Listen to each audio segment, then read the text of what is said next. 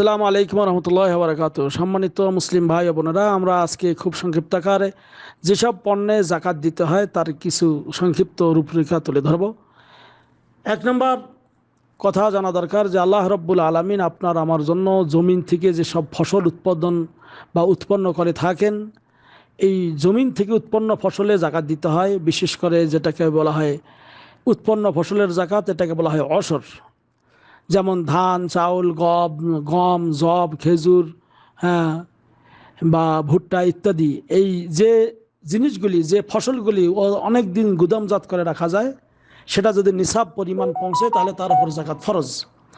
আর এই ফসলাদির ক্ষেত্রে নিসাব হলো 5 ওয়াসাক, আর 1 ওয়াসাক সমপরিমাণ হলো 60 সা, আর 1 সা সমপরিমাণ হলো 2.5 কেজি। তাহলে দেখা যায় প্রায় 300 সা, যেটা কেজি হিসাবে 750 কেজি পরিমাণ।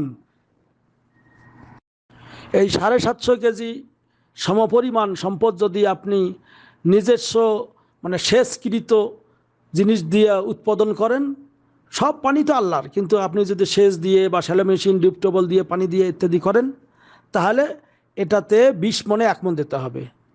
আর যদি আপনার এমনিতেই বর্ণা মানে ঝর্নার পানি, বর্ণার পানি বা এমনিতে নদী নালার পানি এমনিতে এসেই ওই রকম সেচকৃত কিছু লাগে না, তাহলে তাতে 10 ভাগের 1 ভাগ, যেটাকে অশর বলা হয়, আপনাকে জাকাত দিতে হবে। তাই এই হলো ফসলের ক্ষেত্রে।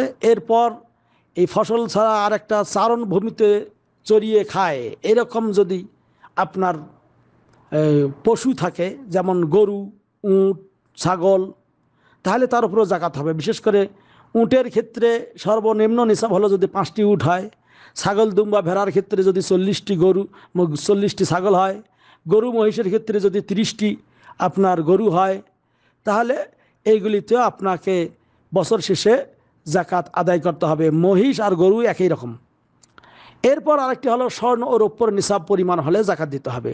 স্বর্ণের নিসাব হলো 20 মিসকাল, যেটা ভরি অনুযায়ী আমাদের দেশে 7.5 ভরি এবং গ্রাম অনুযায়ী 85 গ্রাম। আর রৌপ্য হলো আপনার 52.5 ভরি, যেটা আমাদের ভরি হিসাবে, যেটা 200 দিরহাম নববী বলা হয়, যেটাকে 52.5 ভরি। আর বর্তমান মানে গ্রাম অনুযায়ী যদি 595 গ্রাম রূপা আপনার কাছে থাকে, সেই অনুযায়ী সেটার ওপর যদি 1টি বছর অতিবাহিত হয়ে যায়, তাহলে শতকরা 2.5 টাকা তার জাকাত দিতে হয়। এখন আপনার এরপরে আসতেছে টাকা পয়সার জাকাত। টাকা পয়সার জাকাত আপনার ওইভাবে দিতে হবে যেমন স্বর্ণরূপের সমপরিমাণ সর্বনিম্ন যেটার রেট আপনার কাছে থাকে। মনে করেন রূপা কিনতে বর্তমান সৌদি রিয়ালে প্রায় 3 রিয়াল 1 গ্রাম। তাই সেই অনুযায়ী সৌদি আরবে 1750 রিয়াল, সৌদি আরবের ফতোয়া উলামায়ে কেরামের ফতোয়া বোর্ডের সিদ্ধান্ত অনুযায়ী 1750 রিয়াল যদি কারো কাছে থাকে, 1 বছর অতিবাহিত হয়ে যায়, তার উপর জাকাত ফরজ। এই রিয়াল অনুযায়ী যারা প্রবাসে থাকেন তারা হিসাব করেন, আপনার কাছে যদি মনে করেন প্রায় 52 বা 53 হাজার টাকা বা 55 হাজার টাকা যদি হয়, তাহলে আপনার উপর জাকাত ফরজ। তো এরকম সমপরিমাণ বাংলাদেশেও যদি ওই রকম আপনি কিনতে যান, রূপার দাম ওই রকম থাকবে। এটা হলো রূপার নিসাব অনুযায়ী আপনার কাছে যদি টাকা পয়সা থাকে, তাহলে তার ওপর জাকাত ফরজ হয়ে যাবে। অবশ্যই এটা আপনাকে এই জাকাত দিতে হবে। এবং আরেকটি হলো ব্যবসা সামগ্রী। ব্যবসা সামগ্রীর ওপরও জাকাত কীভাবে ফরজ হয়? ব্যবসা সামগ্রীর মনে করেন আপনি যেই ব্যবসাটা করেন, এই ব্যবসার মূল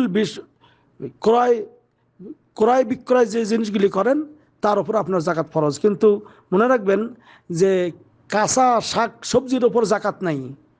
কাঁচা শাক সবজির ওপর জাকাত নাই, কিন্তু কাঁচা শাক সবজির যদি আপনি ব্যবসা করেন, তাহলে ওই ব্যবসায়িক পণ্য হিসাবে এটার জাকাত দিতে হবে শতকরা 2.5 টাকা।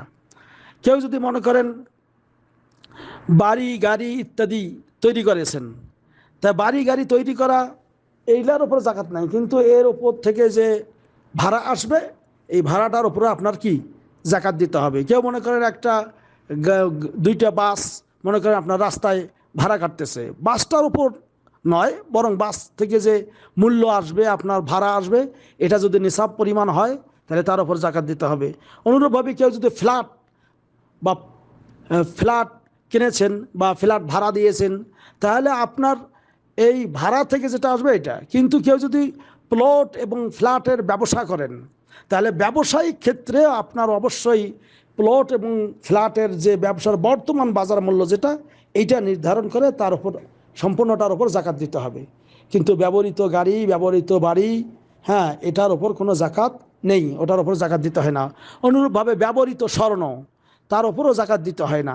কিন্তু যদি সেটা নেশাব পরিমাণ হয়, তাহলে সেটা জাকাত দেওয়াটাই উত্তম এবং শ্রেষ্ঠ। এবং অনুরূপভাবে আরেকটি সম্পদের ওপর জাকাত দিতে হয়, সেটা হলো খনিজ সম্পদ। মনে করেন কেউ খনিজ সম্পদ কিছু পাইলেন, তাহলে যখনই উত্তোলন করবেন তখনই সেটার নেশাব পরিমাণ হলে তার একবার জাকাত আদায় করলেই যথেষ্ট। এইগুলির বিভিন্ন দলিল রয়েছে। আজকে সংক্ষিপ্ত আকারে আমরা এটাই বললাম। আল্লাহর কাছে দোয়া করি আল্লাহ আমাদের এই অনুযায়ী জাকাত আদায় করা তৌফিক দান করো, আমিন। ওয়া সাল্লাল্লাহু আলা নবিয়িনা মুহাম্মদ। আসসালামু আলাইকুম ওয়া রাহমাতুল্লাহ।